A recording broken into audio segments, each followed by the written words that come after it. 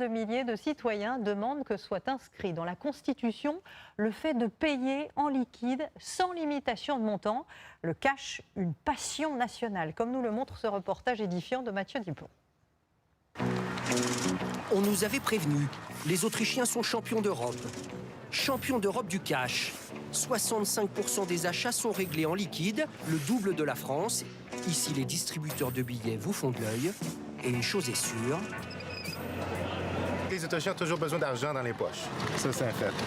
Une affirmation dans les rues de Vienne qui nous oblige, avouons-le, comment dire, à être un peu indiscret. J'ai à peu près 300 € dans mon portefeuille. C'est une habitude, ça a toujours été comme ça. Et ça touche toutes les générations. J'ai une soixantaine d'euros. Je ne veux pas que la banque sache où je dépense mon argent.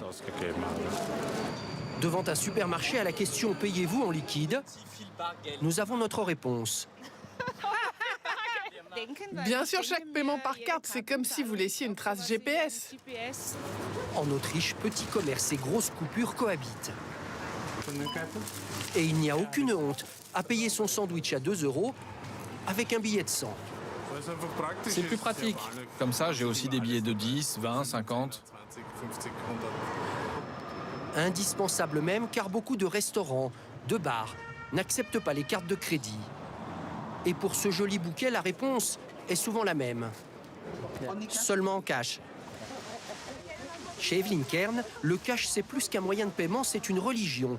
Et difficile de l'ignorer. C'est marqué ici dans toutes les langues, mais aussi là, et encore là, et enfin sur la porte. Et si vous n'avez pas compris... Vous allez au distributeur à 3 minutes. Et tout va bien. Vous voulez l'addition? La majorité de ses clients le savent et partagent même son amour pour le paiement en liquide. Moi, je n'ai même pas de carte de crédit. C'est la liberté. Si je paye par carte, tout le monde sait ce que je mange ou ce que je bois. Et moi, j'aime pas ça. Pour cette professeure à l'université, tout est une question de culture. Ils font ce que leur famille faisait avant eux. Ça leur procure un sentiment de sécurité avec le cash. Ils ne doivent rien à personne et ne dépendent d'aucune technologie. Et depuis quelques mois, le combat pour le cash a pris une tournure plus politique. En Autriche, si une pétition rassemble 100 000 signatures, elle peut être discutée au Parlement.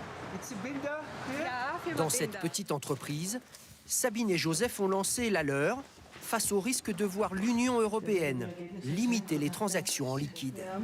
Ils souhaitent que ce droit au paiement cash sans limite soit inscrit dans la Constitution autrichienne. C'est incroyable. Dans toutes les communes du pays, on a signé cette pétition. En quelques semaines, ils ont réuni plus de 500 000 signatures.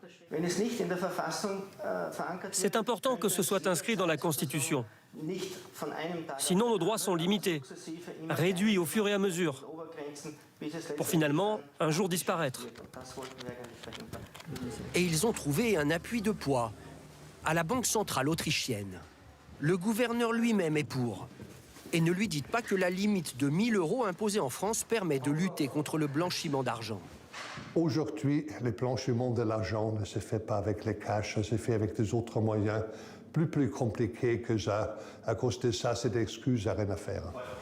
Ne lui dites pas non plus que c'est un combat d'arrière-garde. Tout au contraire, mettre des questions de la liberté dans la Constitution, quelque chose qui est toujours quelque chose de très moderne. Ce qui est moderne en tout cas, c'est de pouvoir en un clic mettre sa tête sur une pièce de monnaie. Et ça n'a pas de prix.